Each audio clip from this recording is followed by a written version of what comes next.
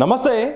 తెలంగాణ రాష్ట్రంలో నామినేటెడ్ పదవుల అంశం ప్రధానంగా తెరపైకి వస్తుంది. ఎందుకంటే ఈ నెల 8వ తారీఖున ఏదైతే తెలంగాణ రాష్ట్రంలో ఉన్న కార్పొరేషన్ చైర్మన్ల పదవీ కాలం ముగియడంతో రెన్యువల్ ఉంటుందా లేదా కొత్త వాళ్లకు అవకాశం ఉంటుందా లేదా అనే దానిపైన మాత్రం ప్రధానంగా చర్చ జరుగుతుంది.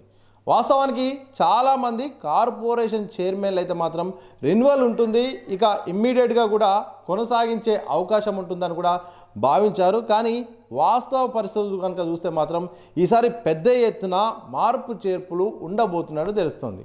అంటే సగానికి పైగా కొత్త వాళ్లకు ఈసారి అయితే మాత్రం నామినేటెడ్ పోస్టులు వరించే అవకాశం అయితే మాత్రం ప్రస్తుతం జరుగుతున్న పరిణామాలను బట్టి చూస్తే మాత్రం అర్థమవుతుంది.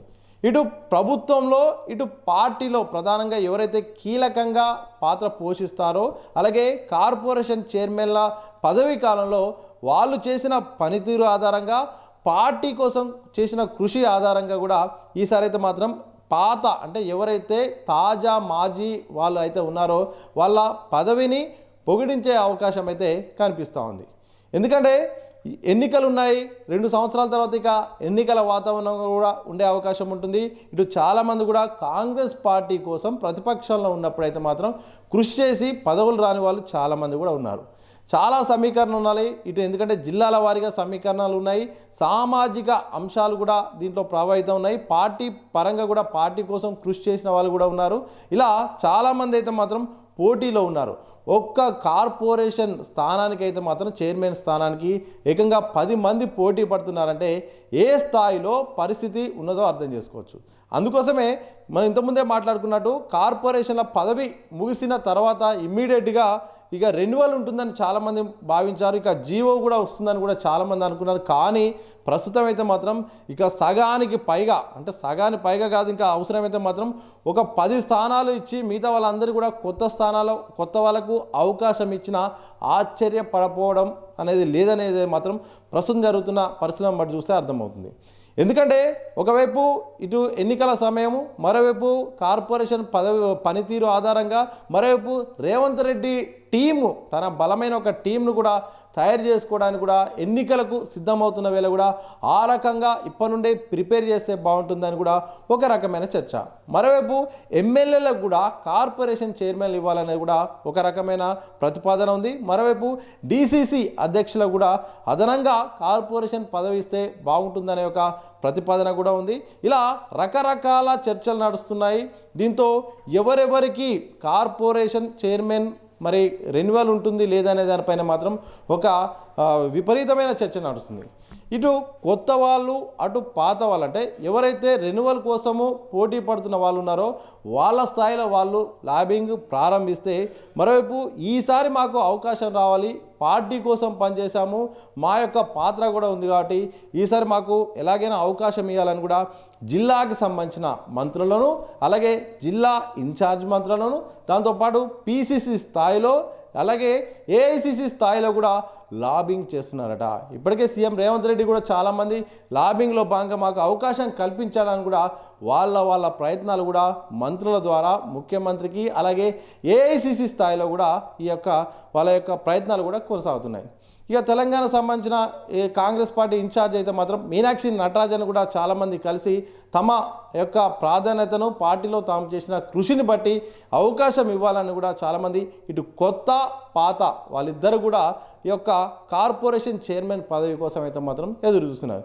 అయితే 37 స్థానాలతో పాటు ఇక భారీ ఎత్తున ఈసారి అయితే మాత్రం భర్తీ ఉండబోతున్నట్టయితే మాత్రం గాంధీ భవన్ వర్గాలు అయితే చెప్తున్నాయి. ఎందుకంటే 37 కార్పొరేషన్లు ఉన్నాయి, దాంతోపాటు ఫెడరేషన్లు ఉన్నాయి, ఇటు చైర్మన్ వైస్ చైర్మన్, దాంతోపాటు ఇటు చాలా రకాలుగా ఇటు దీంట్లో పదవులు కూడా ఉండడంతో ఒకసారిగా ఇవన్నీ కూడా ఒకేసారి ఫిల్ చేస్తే బాగుంటుంది. దాదాపు 65 స్థానాల వరకు ఉంటే ప్రస్తుతానికైతే మాత్రం సుమారు 50 నామినేటెడ్ స్థానాల వరకు అయితే మాత్రం భర్తీ చేసే అవకాశం అయితే కనిపిస్తూ ఉంది.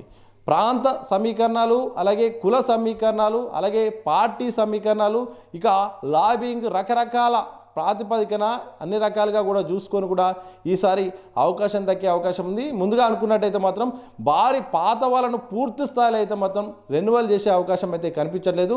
కొత్త ముఖాలకు, కొత్త వాళ్ళకు, పార్టీ కోసం పనిచేసిన వారికి, యువతకు ఈసారి అవకాశం ఇస్తే బాగుంటుందన్నట్టు కూడా తెలుస్తుంది. ఎందుకంటే ఉన్న వాళ్ళనే మళ్ళీ రెన్యువల్ చేయడం వల్ల కొత్త వాళ్ళకు అవకాశాలు ఇంకెప్పుడు వస్తాయి, వాళ్ళకు కూడా ప్రాధాన్యత ఇవ్వాలి అనే దానిపైన ఒక చర్చ అయితే ఉన్న వాళ్ళలో, అంటే ఎవరైతే గతంలో కార్పొరేషన్లో పనిచేసారో వాళ్ళ కార్పొరేషన్ సంబంధించిన మార్పులు చేసే ఆలోచన కూడా జరుగుతుందట.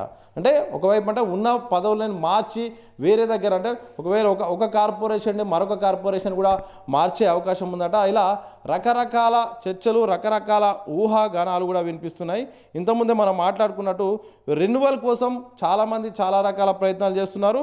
ఇక మెరిట్ ఆధారంగా అయితే మాత్రం ఈసారి పనితీరును బట్టి, ఆ వ్యక్తుల పనితీరును బట్టి కూడా వాళ్లకు యొక్క ప్రాధాన్యత లేకపోతే పదవుల్లో అవకాశం దక్కే అవకాశం ఉంది. మరోవైపు ఇప్పటికే అంతర్గత సర్వే కూడా సీఎం దగ్గర నిర్వహించారంటే ఇక ఎవరి పనితీరు ఎలా ఉంది, కార్పొరేషన్ చైర్మన్ అయిన తర్వాత కార్పొరేషన్ పరంగా అలాగే పార్టీ పరంగా వాళ్ళు చేసిన కృషి ఏంటి, వాళ్ళ పర్ఫార్మెన్స్ ఏంటి, ఏ రకంగా వాళ్ళు చేశారనే దానిపైన చూసి వాళ్ళను ఉంచాలా లేదా అనే దానిపైన చర్చ జరుగుతుందట. అందుకోసమే వాస్తవానికి ఎప్పుడో కావాల్సిన వాళ్ళ రెన్యువల్ జరగాల్సిన సమయంలో కూడా పెండింగ్లో పడడానికి కూడా కారణం కూడా రకరకాల చర్చలు ఇది కూడా ఒకటని తెలిసింది. అంటే అంతర్గతంగా వాళ్ళ పనితీరు ఒకటి, అలాగే పార్టీ పరంగా కూడా పూర్తి స్థాయిలో ఫాలోఅప్ కూడా సరిగా చేయకపోవడం, అంటే పార్టీ నుండి కూడా పూర్తి స్థాయిలో ఈ భర్తీ జరగాలని చేయకపోవడం, అలాగే అంతర్గతంగా ఉన్న కొన్ని సమస్యలు వీళ్ళనే చేయాలి వాళ్ళనే చేయొద్దు అనే దానిపైన కూడా సమస్యలు, రకరకాల భిన్న భిన్న